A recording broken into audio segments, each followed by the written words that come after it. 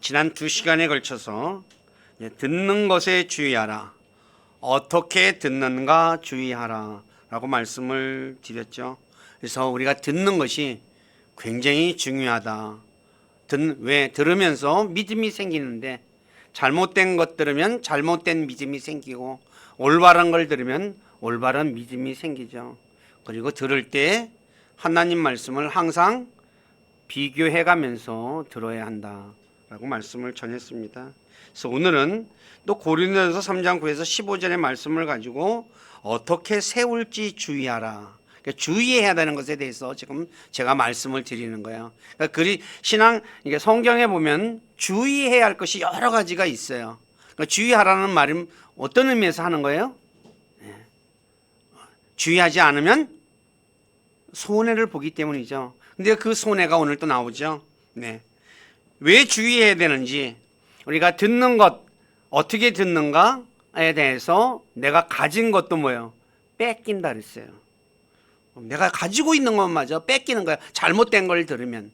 근데 오늘은 들을 때 보니까 보상의 손실을 당한대요. 그러니까 하나님께서 우리에게 주고자 하는 보상이 있는데 그 보상을 뭐예요? 손실을 당하는 거죠. 그러니까 세우는 게 중요해요? 안 중요해요? 무지하게 중요한 거죠. 그래서 사도 바울이 본문에 보니까 9절에 우리를 가리켜서 하나님의 농사요, 하나님의 건물이다 라고 말해요. 건물, 빌딩이다는 거죠.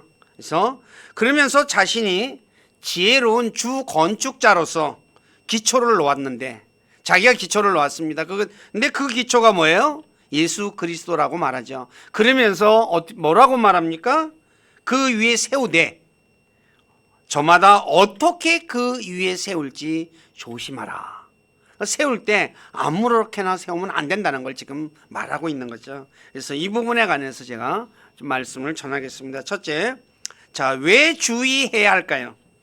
고린도전서 3장 14, 15절에 보면 자신이 한 일에 대해 불에 의해 시험을 받을 때 기초 위에 세운 일이 남아있으면 보상을 받고 불타버리면 보상의 손실을 당할 것이다 라고 말하죠.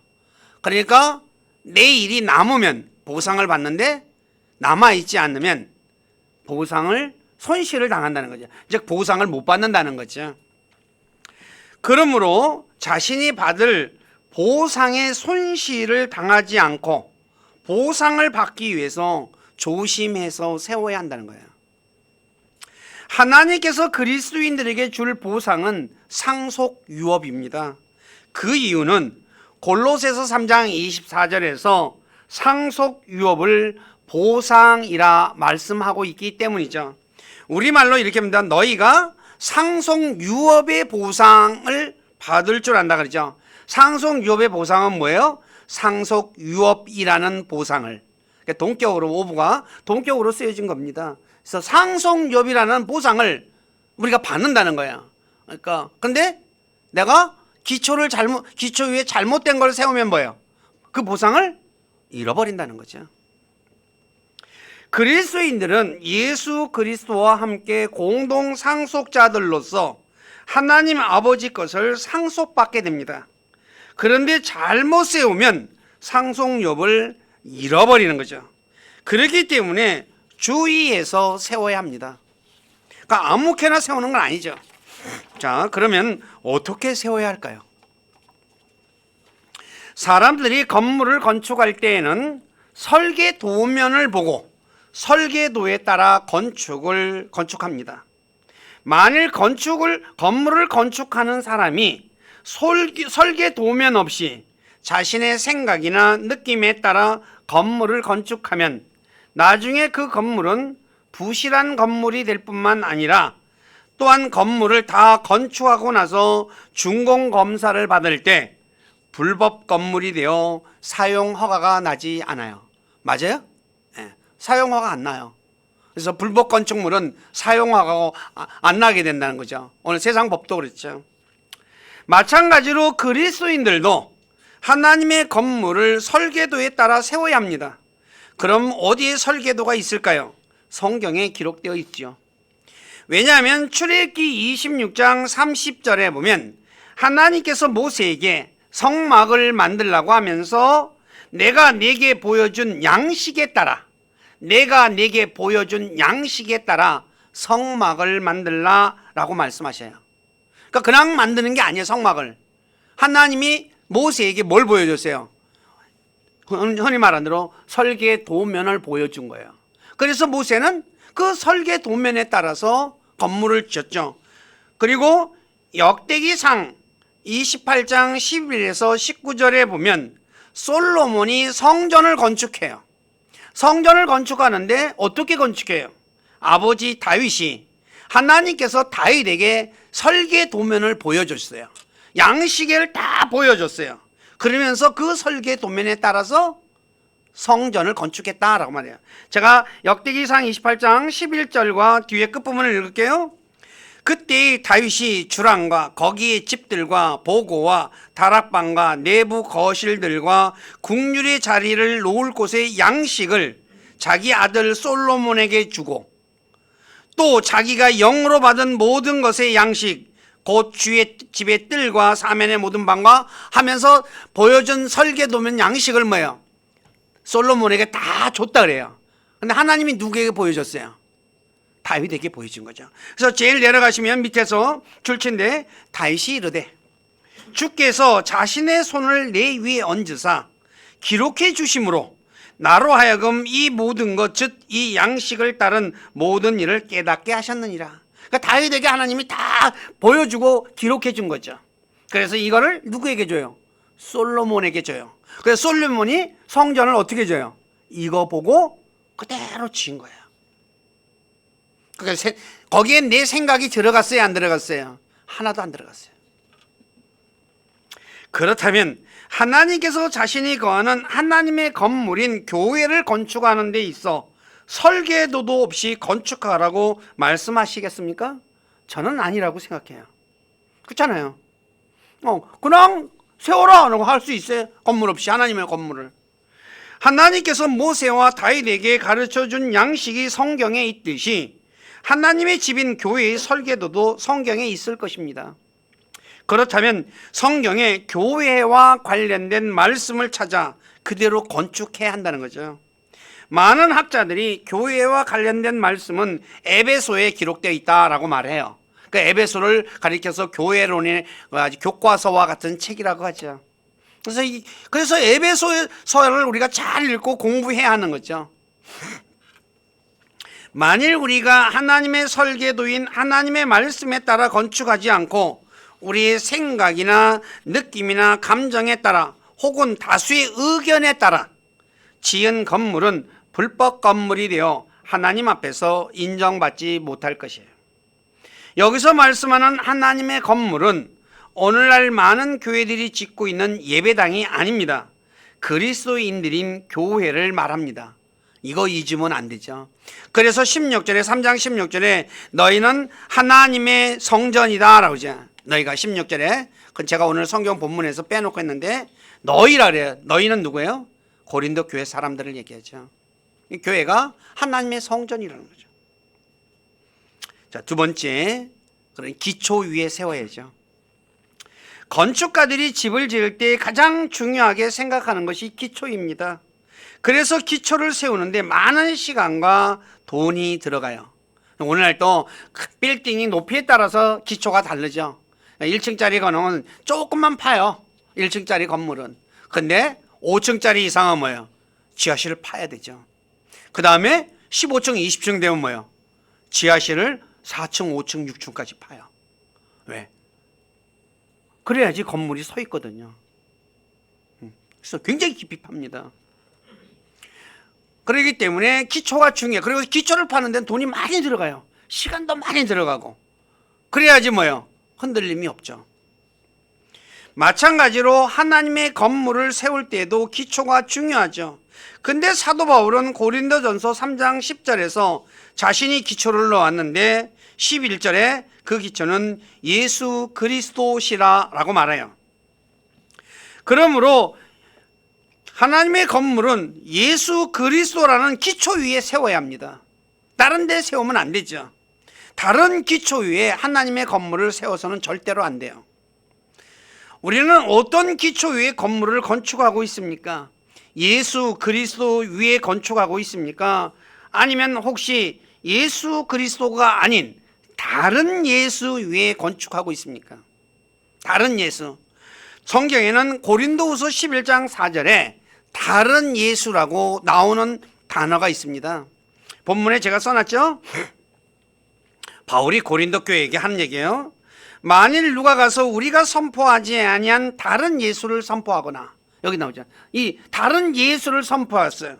근데 너희가 받지 아니한 다른 영이나 너희가 수용하지 아니한 다른 복음을 받게 할 때 너희가 그를 잘 용납하는도다. 그래요. 다른 예수를 선포했는데 이 고린도 교회는 누구 위에 세운 거예요? 그러니까 다른 예수 위에 세운 거죠. 맞아요? 틀려요? 분명한 거예요. 그래서 이 다른 예수 위에 세웠는데 이 다른 예수는 누구냐는 거죠. 다른 하나님의 말씀이며 다른 복음이며 다른 영입니다. 고린도후서 11장 4절에 아주 정확하게 얘기해요. 다른 예수는 다른 복음이고 다른 영이라는 거죠. 왜냐하면 예수 그리스도는 말씀이 육신이 되신 분이죠. 그렇죠? 네, 말씀이 육신이 되신 분이에요. 그렇다면 다른 예수는 다른 말씀이죠.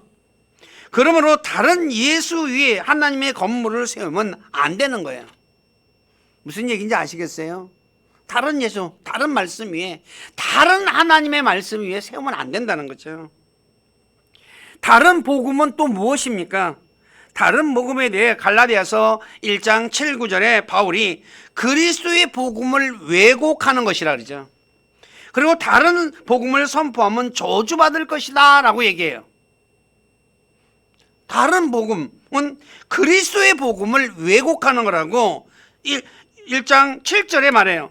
그것은 또 다른 참 복음이 아니며 다만 너희를 어지럽히려고 그리스도의 복음을 왜곡하는 자들이 있느니라 그러죠. 그러니까 그리스도의 복음을 왜곡하는 게 뭐예요? 왜곡하는 자들이 전한 게 어떤 거예요? 다른 복음이라는 거예요. 그래서 그 다른 복음을 저주받을 것이다 라고 말하죠. 그러니까 다른 복음 위에 세우면 안 된다는 거죠. 이 말의 의미를 여러분들이 정확하게 이해를 해야 됩니다. 오늘날 많은 교회들이 다른 예수와 다른 복음 위에 교회를 세우고 있어요. 그리스도의 복음은 로마서 1장 16절에 기록되어 있죠. 내가 그리스도의 복음을 부끄러워하지 아니하노니 그래요. 근데 이 복음이 믿는 자를 구원에 이르게 하는 하나님의 권능이라 라고 하죠. 그러니까 복음을 믿으면 하나님의 그러니까 구원을 받는 그런 하나님의 권능이라고 말하죠.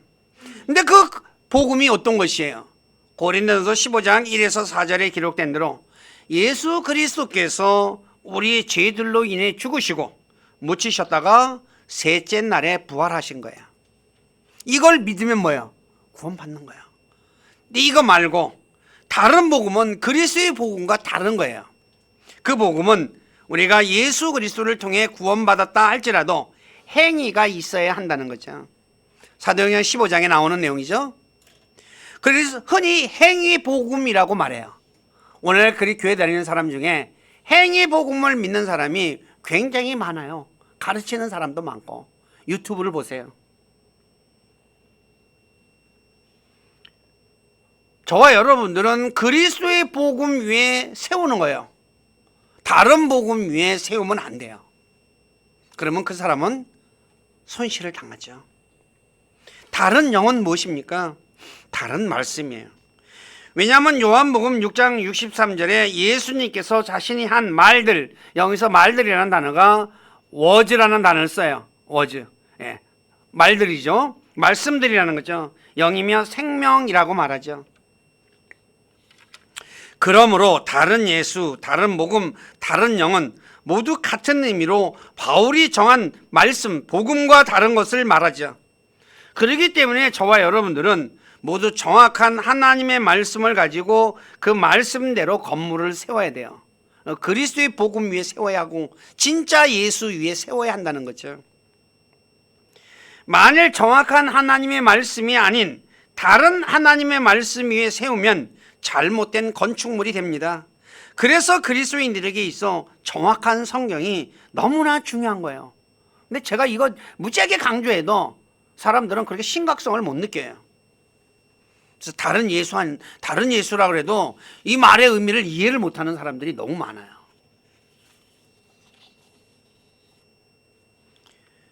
그런데 그리스도인들 중에는 하나님의 말씀이 조금 다른 것 가지고 너무 심각하게 말한다고 생각하는 사람들이 있어요. 제가 이런 말 일반 교회 다니는 사람들하고 얘기를 나눠보면 뭐 단어가 그 단어고 뭐 그거 좀 바뀐다고 뭐가 달라요 그런다고. 목사님들에도 제가 옛날에 장로교 목사님들하고 교제할 때 이런 얘기 많이 나눴어요. 근데 그분들은 심각하게 받아들이질 않아요. 하나님의 요한복음 1장 1절에 하나님은 말씀이었다라는 단어가 영어로 word예요. word. 우리가 흔히 말하는 대로 단어라는 단어예요. word. 그런데 우리가 이제 말씀으로 얘기하죠. 그냥 글자를 얘기하는 게 아니기 때문에. 근데 그 말씀이 다르면 뭐예요? 하나님이 달라지는 거예요. 말씀이 하나님이라고 했는데 말씀이 다르면 하나님이 달라지는 거 아니에요. 그래서 말씀이 그만큼 중요하다는 거예요.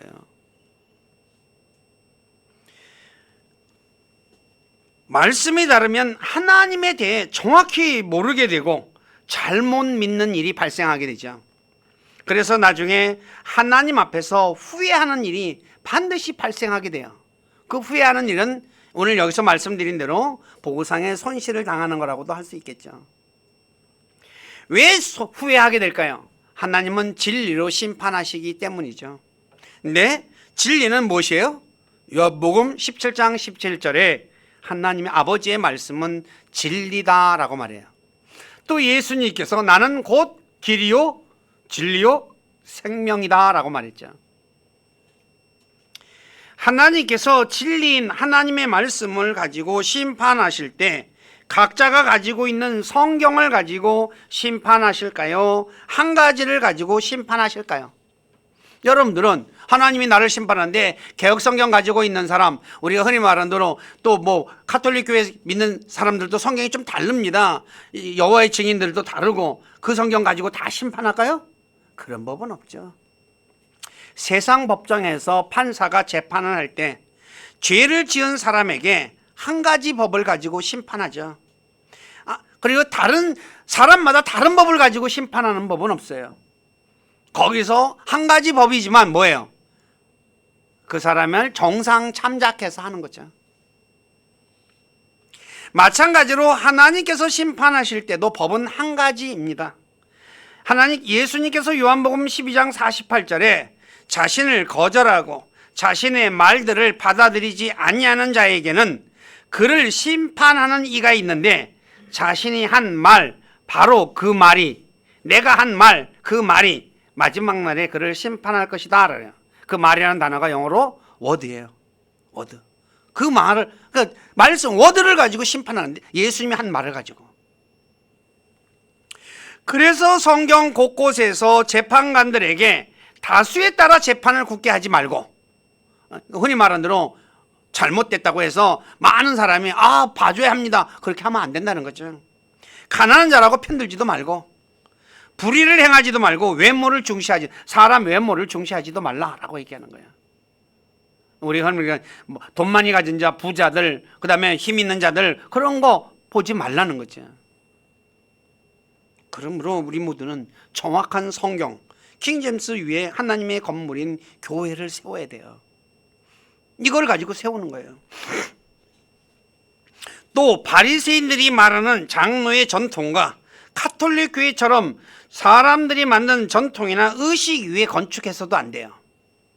오늘날 교회의 전통 중 잘못된 것 중 대표적인 것이 사도신경이죠. 심지어 어떤 분은 사도신경을 외우지 않으면 이단이라고 말하는 사람도 있어요. 여러분들이 찾아보시면 나와요. 이거 사도신경을 안 외우면 이단이라고 한 사람들의 이름이 나와요. 사도신경이 정말 그렇게 중요한 것입니까? 아닙니다. 왜냐하면 사도신경이 정말 중요하다면 성경이 사도신경에 대해 말씀하셨잖아요. 하지 않겠어요? 그런데 성경에 사도신경에 대해 말씀한 것이 있습니까? 한마디도 없어요. 사도신경은 왜 없을까요? 로마 가톨릭 교회가 자신들의 교회를 믿게 하기 위해 만든 거예요. 가톨릭 교회가 만든 거예요. 그래서 중세 가톨릭 교회가 순수한 그리스도인들을 핍박하고 죽일 때 자신들이 만든 사도신경을 믿고 고백하느냐로 결정해요. 그래서 사도신경을 고백하면 살려주고 안 하면 죽였어요. 팍스의 순교사와 피 흘린 발자취 같은 데 보면, 책 보면 어떻게 해서 죽였는지를 자세하게 기록하고 있어요. 그런데 오늘날 개신교는 믿음의 선조들이 거부했던 사도신경을 외우고 있으니 얼마나 아이러니한 일입니까? 믿음의 조상들은 우리가 흔히 말하는, 아까 우리 김 목사님들, 여기 이성준 목사님이 얘기했듯이 루터나 칼빈이나 이런 사람들 뭐 이거 다 아니라고 생각했거든요. 옛날에 또 믿음의 선진들은 다 거부했어요. 팍스의 순교사와 읽어보신 분 있어요? 제가 읽어보라고 옛날에 여러 번 얘기했어요. 이거 우리 저 책밖에도 꽂혀 있었어요. 모르겠어요. 지금 제가 확인을 안 해서 그런지. 진짜 읽어보셔야 돼요. 그러면 예수님 당시 유대인들과 로마 가톨릭 교회 신자들은 왜 그들의 전통을 믿게 되었을까요? 유대인들은 장로의 전통을 믿었어요. 가톨릭 교회는 그들이 가르치는 사도신경 같은 걸 믿었어요. 왜 믿었어요? 하나님의 말씀인 성경이 있었지만 성경을 믿지 않고 바리새인들과 교황과 신부들이 가르쳐준 전통을 믿었기 때문이죠. 그것만 들은 거야. 오늘날도 마찬가지입니다. 그리스도인들이 성경을 믿지 않고 목회자의 말을 그대로 믿게 되면 어떻게 돼요? 유대인들과 천주교인들처럼 되게 돼 있어요. 그래서 제가 지난 시간에 말씀을 들을 때 베레아 사람들처럼 누가 말했던 간에 성경 기록을 탐구하며 들어야 한다는 거예요. 만일 전통을 무작정 받아들이면 유대인들처럼 정통이 교리가 되고 전통 때문에 하나님의 말씀을 거절하고 하나님의 말씀을 무효화시키는 일을 하게 되겠어요. 그래서 마가복음 7장 1에서 13절에 예수님께서 유대인들에 대해서 신랄하게 말씀하죠. 너희가 이 전통에서 교리로 만들었다는 거죠. 그리고 하나님의 말씀을 거절했고 더 나아가서 하나님 말씀을 무효가 되게 만들었다. 마가복음 7장 13절에 말하죠. 너희의 전통 곧 너희가 전해준 전통으로 하나님의 말씀을 무효가 되게 하며 또 그와 같은 일들을 많이 행하느니라 그래요. 하나님 말씀을 무효화시키는 일을 많이 하는 거예요. 근데 알았어요, 몰랐어요? 유대인들이 몰랐잖아요. 오늘날도 마찬가지예요. 오늘 저와 여러분들이 하나님 말씀을 비교해서 듣지 않으면, 목회자가 하는 말을 그대로만 믿으면 어떤 일이 벌어져요? 마가복음 7장에 기록된 유대인들처럼 하게 되어 있다는 거예요. 그래서 저와 여러분들은 항상 성경과 비교해보고 믿어야 되는 거예요. 죄송한 얘기지만 오늘날 그리스도인들 치고 몇 명이나 몇 프로나 목회자가 하는 말을 성경과 비교해보면 그래서 믿을까요? 제 기억에는, 제가 알기로는 1%도 안 될 것 같아요. 그냥 우리 목사님이 알아서 어련히 해주니까 그냥 아멘 아멘만 하는 거 아니에요.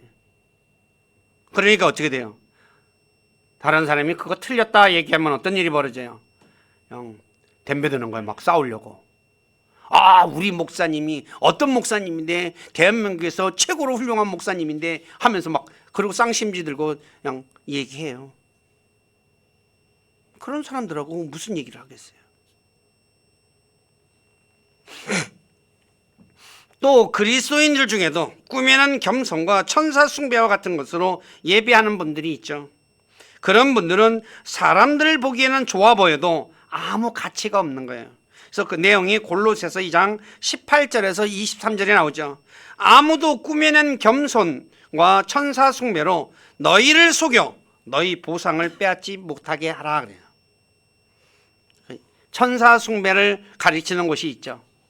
천주교에도 가르치잖아요. 그 다음에 꾸며낸 겸손은 뭐예요? 의도적으로 겸손, 자발적, 그러니까 자의적으로 하는 거야. 자의적으로. 그러니까 겸손한 척 하는 거예요. 그러면 보기엔 어때요? 경건해 보이잖아요. 그래서 옷도 아주 이게 물론 예복 같은 거 입고. 근데 줄친데 보세요. 사람들의 명령들과 교리에 따른 것이요.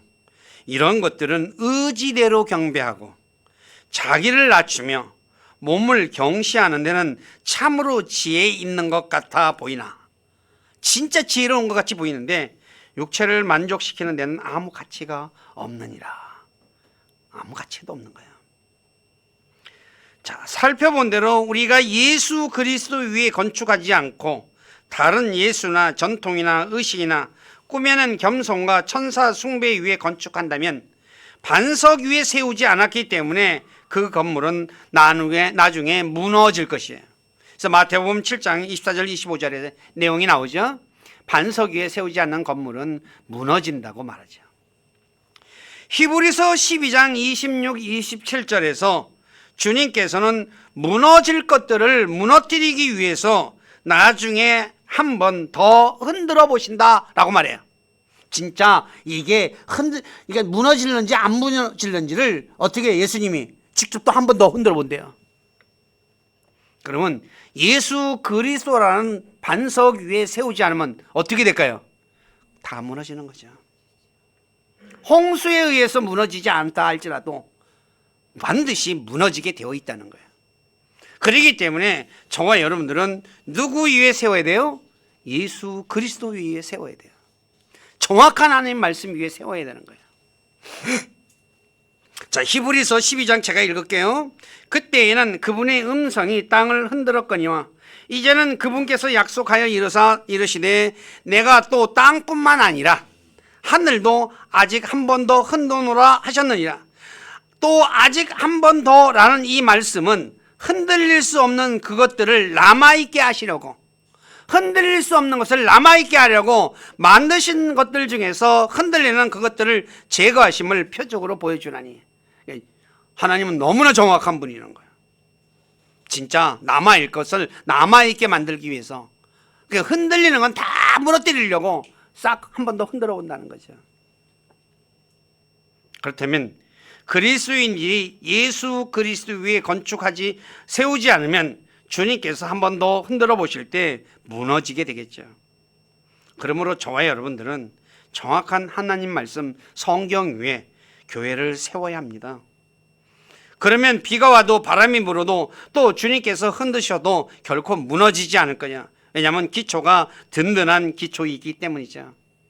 그래서 기초가 무너지면 의로운 자들이 무엇을 할 수 있겠느냐라고 시편 11편 3절에 말하는 거예요.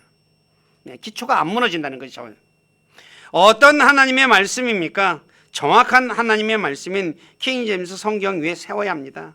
왜냐하면 틀린 성경 위에 세우면 흔들리기 때문이죠.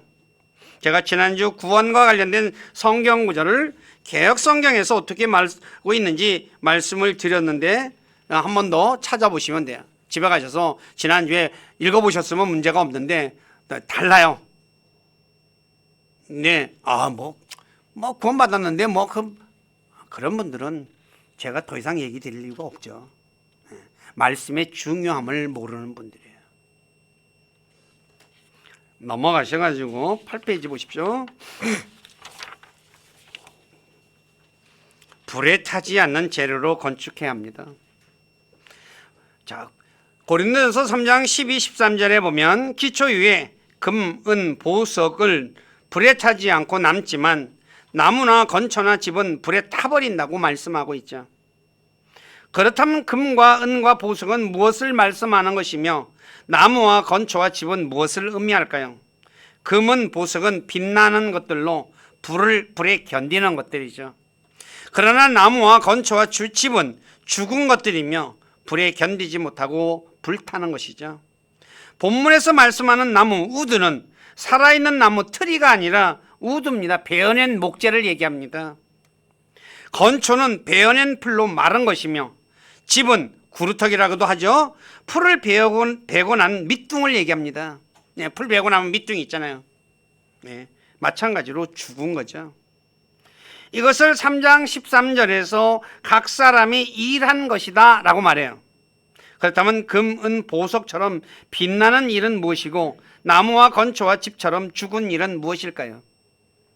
빛나는 일은 다니엘서 12장 3절의 말씀처럼 많은 사람을 의로 돌아서게 하는 일일 것입니다. 다시 말해 혼을 구원시키는 일은 빛나는 일이죠. 그래서 저와 여러분들이 많은 사람들의 복음을 전해서 구원시켜야 한다는 거예요. 그 일은 남아있는 일이죠. 또 성령을 따라 산 것이죠. 왜냐하면 성령은 말씀이죠. 요한 1서 5장 6절에 근데 그 말씀을 시편 119편 105절에 보면 빛이다 라고 말하죠. 그러니까 빛을 따라 사는 것은 뭐예요? 말씀을 따라 사는 것이고 성령을 따라 사는 거죠.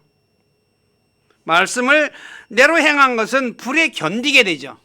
왜냐하면 이것은 고린도후서 9장 9절에 재물을 흩어 가난한 자에게 준 그의 의에 대해 영원히 지속된다 말씀하신 것을 통해 알 수 있어요. 하나님 말씀에 따라서 재물을 흩어서 가난한 자에 주니까 영원히 남는다는 거죠. 그러니까 뭐예요? 말씀에 따라 사는 것이 성령을 따라 사는 것이고 빛을 따라 사는 거죠. 그리고 죽은 일은 육신의 일을 말하죠. 왜냐하면 육신은 십자가에 매달려 있는 거죠.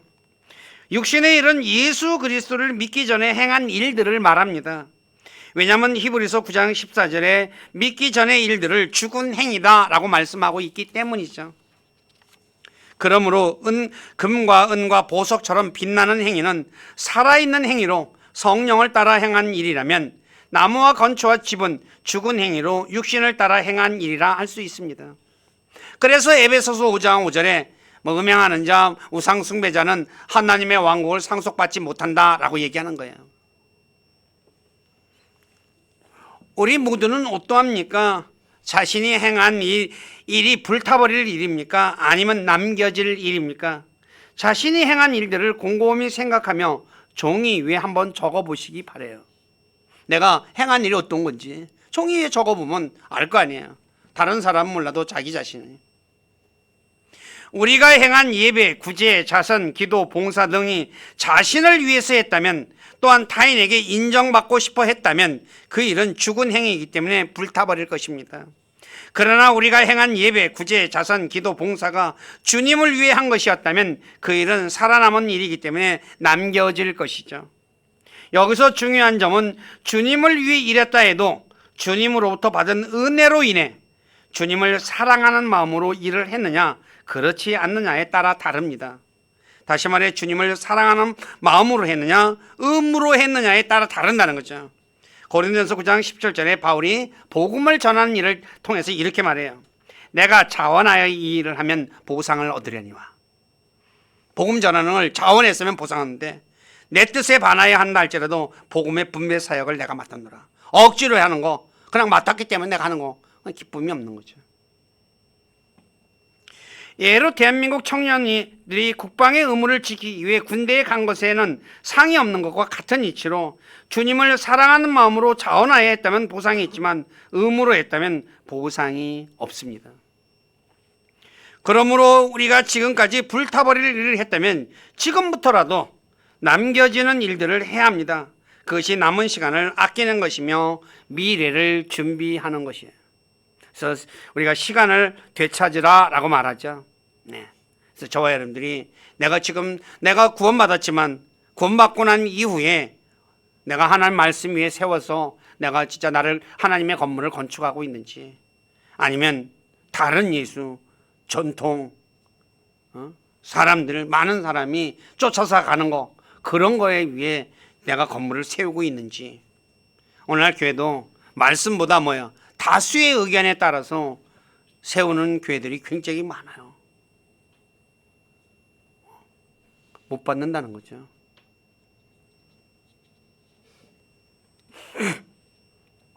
자, 마지막으로 소리 나지 않게 세워야 돼요.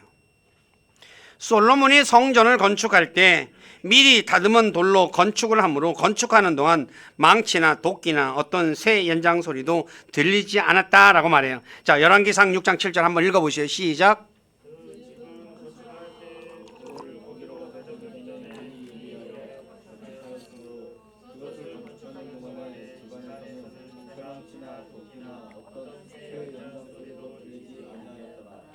이 세상에 어떤 건축물도 이렇게 건축된 건물은 없어요. 그렇죠?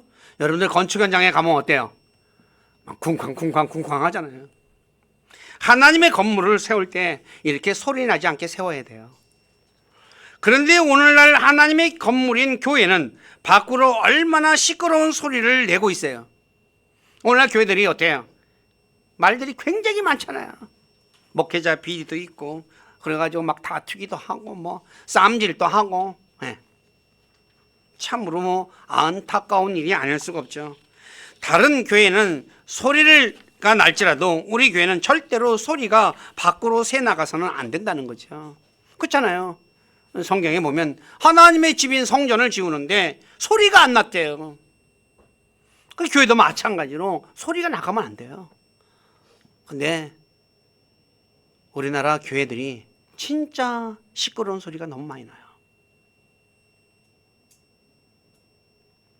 여기서 다시 한 번 더 말씀드리지만 하나님의 건물은 오늘날 많은 교회들이 경쟁적으로 짓고 있는 예배당을 말씀하는 것이 아니라 그리스도인들이 모임인 교회를 말씀하는 것입니다. 왜냐하면 신약의 하나님의 건물인 하나님의 성전은 그리스도인들 사람이기 때문이죠. 그래서 고린도서 3장 16절에 너희가 하나님의 성전인 것과 너희를 사람을 얘기하죠. 그래서 교회를 가리켜 하나님의 집이다 라고 말하는 거예요. 디모데전서 3장 15절에 내가 하나님의 집, 교회를 말하죠. 그런데 오늘날 많은 목사님들이 예배당 건축을 위해 구약의 학개서를 인용하여 성도들을 독려하고 있는데 그것은 잘못된 것입니다. 왜냐하면 학개서에서 말씀하는 성전 건축은 율법을 지키는 유대인들을 향한 말씀이지 그리스도인들을 향한 말씀이 아니기 때문이죠. 그러므로 구약의 성전 건축과 오늘 예배당 건축과는 아무런 상관이 없습니다. 제가 지금 말씀드리는 것은 예배당을 건축하지 말라는 말이 아닙니다. 예배당 건축보다 하나님의 건물인 교회를 세우는 것이 더 중요하다는 거죠. 네, 예배당이 왜 필요해요? 많은 사람 모이려고 하니까 예배당 필요한 거예요. 근데 이걸 학개서를 인용해가지고 독려하면 안 된다는 거예요.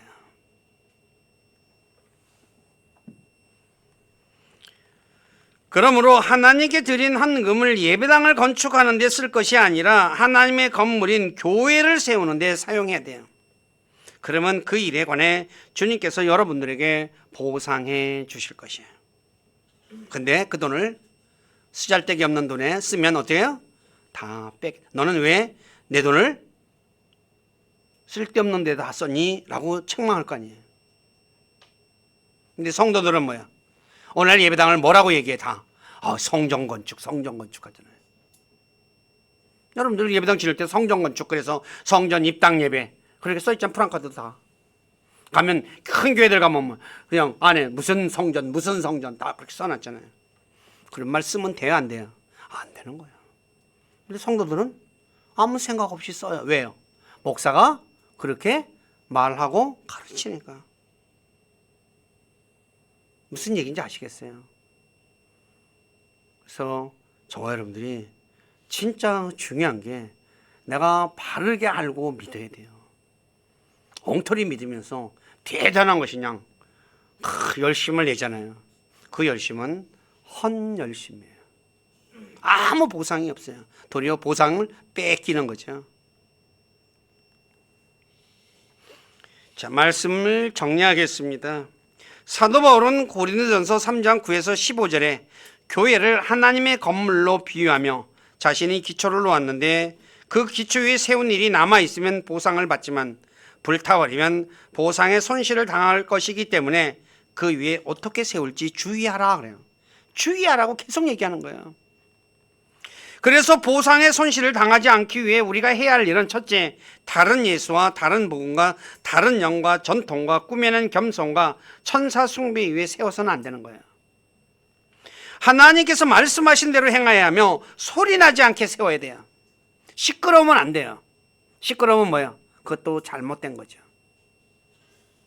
쌈질한 거 예배당은 크더라 할지라도 오늘날 우리가 세상에서는 예배당 교인이 몇만 명씩 모인다 할지라도 하나님이 그런 거는 인정하지 않아요. 우리 모두는 지금 자신이 어떤 기초 위에 세우고 있는지 자신을 한번 돌아보시며 하나님께서 말씀하신 대로 행하고 있는지, 또 소리나지 않게 세우고 있는지 자신을 한번 돌아보시고, 혹시 잘못된 것이 있더라면 지금부터 늦지 않았잖아요. 바르게 세워 나중에 주님께 받을 보상을 잃어버리지 않는 분들이 되시기를 주님의 이름으로 부탁드립니다. 기도하겠습니다. 아버지 하나님, 부족한 자가 고린도전서 3장 9절 이하의 말씀을 가지고 보상 어떻게 세울지 주의하라는 말씀이라는 제목으로 말씀을 전했습니다. 사도 바울이 하나님의 건물에 기초를 놓았는데 그 기초는 예수 그리스도라고 말씀하셨습니다. 예수 그리스도는 말씀이 육신이 되신 분이기에 하나님의 바른 말씀 위에 교회를 세워야 한다는 것, 세상 사람들이 말하는 전통이나 또 등등 여러 가지 의식이나 그리고 다른 예수, 다른 복음 위에 세우게 되면 보상의 손실을 당하게 된다는 것에 대해서도 말씀을 전했고, 하나님의 건물을 세울 때 소리나지 않게 세워야 한다는 것도 말씀을 드렸습니다. 우리 사랑하는 모든 지체들, 오늘 말씀을 통해서 자신을 한번 깊이 살펴보고 잘못한 것이 있다면 지금부터라도 하나님 말씀에 진짜 말씀대로 행하는, 그래서 교회를 세워서 나중에 하나님 앞에서 잘했다고 칭찬받고 많은 것으로 보상받는 그리스도인들이 될 수 있도록 우리를 진리 가운데로 인도해 주시고 진리 가운데 걸어갈 수 있도록 도와주시고 영광을 받으시옵소서. 저희들의 삶을 주님께 의탁하며 우리 주 예수 그리스도의 이름 안에서 기도드립니다. 아멘.